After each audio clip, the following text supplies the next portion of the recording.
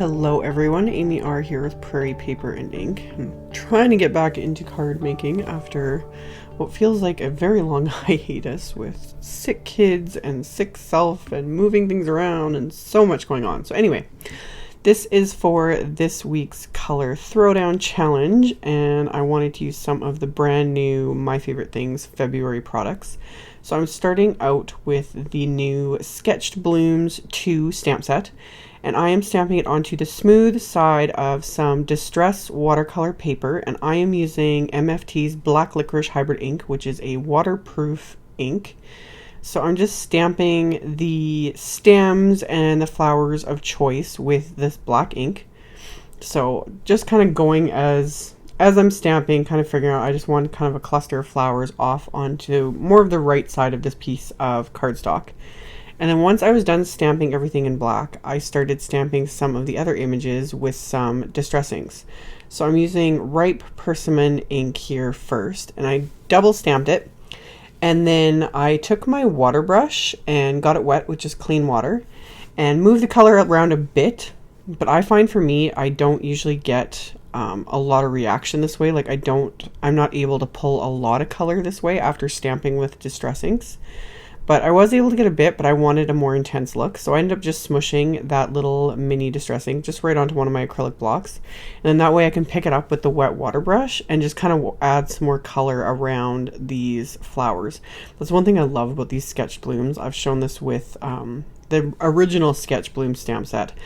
They're just designed this way. It's so perfect. You don't have to color them perfectly. You can watercolor with them. You can just stamp the images. They just have this loose, fun drawn look that I absolutely love. I just love. So I stamped the aqua color flower. This is Peacock Feathers, and did the same thing, just smushed the ink pad onto my acrylic block and picked up some of the color. And then for this flower, rather than stamping there's like, coordinating stamps for each of the outlines, I just decided to watercolor it in with the same peacock feathers, but using a little bit more watered down concentration. So I'm getting the same color, but just different shades of it. And of course I had to add a little bit of green, even though that's not part of the color combo, but since I'm using florals, I wanted to add just a little bit of green. So I'm using Twisted Citron and just painting that really loosely onto all of the stems and the leaves here. And then once I've got that on, I just wanted to add a little bit along the bottom just to kind of finish it off and give it a little bit of greenery. So I just added, just again loosely, just kind of scribbled it on, almost to kind of make it look like grass. So did that, and then I added just a little bit of a darker concentration with a little less water and a little more ink. And I made sure that this was completely dry when I was done this step. I actually used my heat tool and made sure it was dry. Otherwise, splattering on top of it would just bleed into everything else and it would be a huge mess. So it was completely dry. I used my splatter cubby, and then I just smushed some black soot distress ink onto an acrylic block, added a tiny bit of water, and then splattered it onto this piece, and then again let it completely dry.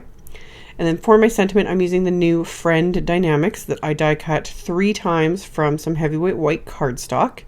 And the first 2 I just popped out of the cardstock, and the third one I left in there so that they could hold the letters in place, so I could sponge that same Ripe Persimmon ink from the bottom of the letters up. I wanted it to kind of fade from the top there. So sponged that on until I was happy with it, and then once it was all sponged and I was happy with how those looked, I'm going to pop those out of the scrap of cardstock here, and then I'm going to stack all these together. So I end up having 3 layers of the die cuts, and this time I actually only used my Tombow Monomulti to adhere these. Normally I use my multimedia matte adhesive to when I'm stacking sentiments or just die cuts in general, but these are like I would call chunkier, I guess. So it was easy to just use my Tombow Monomulti. The reason I use the multimedia matte is because if it oozes out the sides at all, especially with the finer type sentiments that have more detail, it dries matte, so it's not sticky or anything else. Whereas the Tombow Monomulti, if it oozes out the edges, it will, as it dries, it actually can be tacky if it's not adhered to something. So you can end up with like sticky edges on your die cuts. That's why I don't normally use it. But for these, I just did like, a really thin, small amount of glue and glued them all together, and they were fine. So once I was done with that, I had space on the bottom of this scrap of cardstock, so I just treated it with my anti-static powder tool. And then I'm stamping a sentiment from the Lots of Hugs stamp set, and I'm stamping that with Versamark ink. And then I'm going to heat emboss that with my Detail White embossing powder, so sprinkle that on the sentiment, tapped off the excess, and I'm going to melt that with my heat tool. And then I use my little coffee filter there to funnel the embossing powder back into the container. And I try to do this before I go on to any other step, because more often than not I knock over the containers and that sort of thing and make a huge mess. So once that was done, I just grabbed a scrap of paper so I can sponge the peacock feathers ink over top of the stamped sentiment. I thought it was just easier to do it this way. That way the colors coordinate perfectly, rather than going through my stash and trying to find the right shade of cardstock to match the ink. So this is just the simplest way to do it. So I was really heavy with the sponging so I can get it as solid as possible. And plus I just rub my tool over that to kind of pick up any of the excess ink over top of the embossing itself. And then once that's done, I'm going to trim this down with my paper trimmer. So it's just a thin little strip that's all one color. Let's get that trimmed, and then I'm going to use that to trim each of the sides off of this. And while I was doing this, I was, planning in my head kind of how I was going to lay out my card, everything else. I will have a picture of the color inspiration on my blog, and I've said this in other videos. A lot of times I get inspiration for the card itself from the inspiration photo. It's not just the colors, but certain elements in the inspiration photo. And yeah, you'll see one of them right away. There was some black and white stripes in the inspiration photo, and I was like, yep, I totally want to incorporate that in my card. So once I had that strip cut out, I'm going to adhere that along the bottom of this piece of watercolor paper. And then once I got that adhered, that's when I decided I wanted to trim off the left side of this piece. So I got my paper trimmer out again and just kind of figured out where I wanted to trim that off. So removed that, and then I used the stamped sentiment that I adhered as my straight edge, so I could adhere all these letters to spell the word friend back into place. So same thing, just use my Tombow Monomulti, just a really thin amount so that it wasn't oozing out everywhere, and got all the letters adhered on this so that everything's in place, everything's lined up. And then for the black and white stripes, I pulled out my absolutely very favorite pattern paper. This is the MFT Dots and Stripes Neutral 6x6. And before I get to that, my card base is just heavyweight white cardstock again, cut to 4 1/4 by 11, scored at 5 1/2. So it'll be top folding A2 size card. So once I have the card base made, I can adhere my pattern paper to that. So I keep all the scraps, as you can see, because I use them. I use every little scrap of this paper. I have been saying it for months now. I really, really hope and wish MFT would do a pack of just the black and white, the stripes in the diagonal and the horizontal, and the polka dots.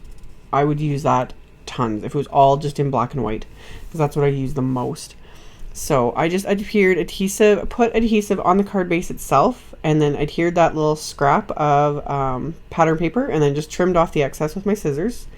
And then the watercolor panel here, I'm just adhering with some foam tape so it's popped up a bit.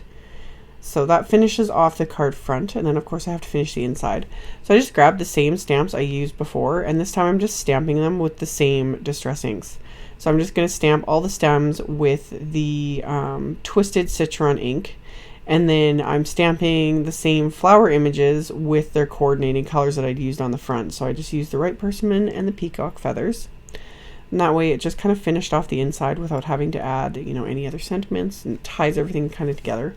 Plus I love how these look in color too. You can stamp them in black and color them in, or stamp them in color and they just look fabulous. In my opinion anyway. So stamped everything, double stamped a couple of them just to give it a fun little look. And that finished off my card. So like I said in the video, I will have a link to the color challenge in my blog post, as well as links to all the supplies used. So check out the description box below the video if you're interested. Thank you all so much for watching, subscribing, and thumbs upping my videos. And I will see you all very soon in the next one. Bye.